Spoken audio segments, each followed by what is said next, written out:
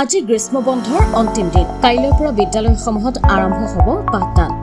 কিন্তু গ্ৰীষ্ম বন্ধৰ সময়ত প্ৰলয়ংকাৰী বানপানীয়ে ৰাজ্যৰ অধিকাংশ বিদ্যালয় ক্ষতিগ্ৰস্ত কৰিছিল এই দৃশ্য মৰিগাঁও জিলাৰ লাহৰীঘাটৰ ভোৰাগাঁও হৰিচৰণ চৰকাৰ উচ্চতৰ মাধ্যমিক বিদ্যালয়ৰ এইদৰে বিদ্যালয়ৰ অধ্যক্ষই কৰ্মচাৰীয়ে পাঠদানৰ বাবে প্ৰস্তুতি চলাইছে বানপানীত এই বিদ্যালয়খন ডুব গৈছিল বানপানীত ইউনিফৰ্মকে ধৰি বিভিন্ন নথিপত্ৰও নষ্ট হৈছে ইউনিফৰ্মকে ধৰি নথিপত্ৰসমূহ শুকাবলৈ দিছে অধ্যক্ষই জানিবলৈ দিয়া মতে কাইলৈৰ পৰা আৰম্ভ হ'ব লগা পাঠদানৰ বাবে চৰকাৰী নীতি নিৰ্দেশনা মতে সম্পূৰ্ণ বিদ্যালয়খন প্ৰস্তুত কৰি তোলা হৈছে কাইলৈ বিদ্যালয় খুলিব আপোনাৰ বিদ্যালয়খন বানপানীত বিস্তৰ ক্ষতি হৈছে এটা চৰকাৰে উপায়ুক্ত মহোদয়ে এটা নিৰ্দেশনা জাৰি কৰিছে কেনেধৰণে প্ৰস্তুতি লৈছে আপুনি বিদ্যালয় আমাৰ 1 আগষ্টৰ পৰা অৰ্থাৎ অহাকালিৰ পৰা আমাৰ বিদ্যালয় পুনৰ খোলা হ'ব আৰু যেহেতু আমাৰ কি হৈছে এই গৰম বন্ধত ডাঙৰ বানপানী হৈ গ'ল বানপানীৰ কাৰণে আমাৰ বিদ্যালয়ৰ যথেষ্ট ক্ষতি হৈছে আৰু এই ক্ষতিখিনি আমি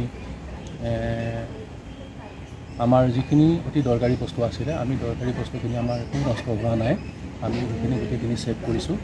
আৰু বৰ্তমান এতিয়া ক্লাছ আৰম্ভ কৰিবৰ কাৰণে আমি যিখিনি স্বাস্থ্যসন্মত বিধি আমাক চৰকাৰী বিভাগ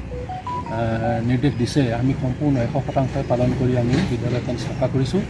আৰু বৰ্তমানো আমি চাফা কৰি আছোঁ আমি অহাকালিৰ পৰা আমি এটা স্বাস্থ্যসন্মতভাৱে আমি বিদ্যালয়ত পাঠদানৰ কাৰ্যসূচী আৰম্ভ কৰিবলৈ আমি সিদ্ধান্ত লৈছোঁ আৰু আমি পাৰিম আমি কাৰ্যকৰী কৰি আছোঁ ইতিমধ্যে আমি 10জন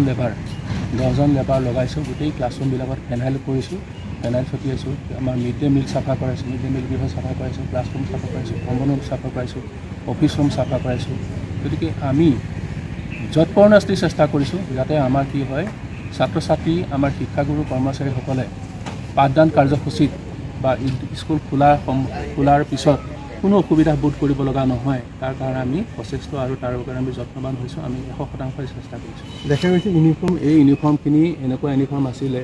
আমাৰ বিদ্যালয়ত এটা লেব দিছিলে লেব দিওঁতে আমাৰ কেইখনমান বিদ্যালয়ে আমাক ইউনিফৰ্ম যোগান ধৰিছিলে ইউনিফৰ্ম যোগান ধৰাৰ পিছত সেই ইউনিফৰ্মখিনি কি হৈছিলে তেওঁলোকৰ ৰিজেক্ট হৈছিলে ৰিজেক্ট হোৱা যিখিনি ইউনিফৰ্ম আছিলে তেওঁলোকে লৈ যাব লাগিছিল কিন্তু তেওঁলোকে নিনিয়াৰ কাৰণে সেই ইউনিফৰ্মখিনি থাকি গ'ল কিন্তু তেখেতসকলক জনোৱা হৈছিল গতিকে তাৰ কাৰণে ইউনিফৰ্ম আছিলে আপোনালোকে লৈ যাব নাই গতিকে সেই তেনে ইউনিফৰ্মখিনি সেই ইয়াত থাকি গৈছে আৰু সেইখিনি আমি বেঞ্চৰ ওপৰত ৰাখিছিলোঁ কিন্তু পানীৰ স্তৰটো ইমান ওপৰলৈ উঠিবলৈ হোৱা নাছিলোঁ বেঞ্চ তল গৈ সেই বস্তাকেইটা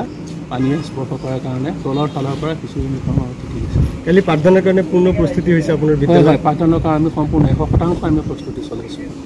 আমি ছাত্ৰ ছাত্ৰী যাতে কোনো অসুবিধা বোধ নকৰে শিক্ষকসকলে পাঠদান কাৰ্যসূচীত যাতে কোনো অসুবিধা বোধ নাপায় তাৰ কাৰণে মই 100% চেষ্টা কৰিছোঁ আমাৰ কৰ্মচাৰী লাগিছে আমি 10জন লেবাৰ লগাইছোঁ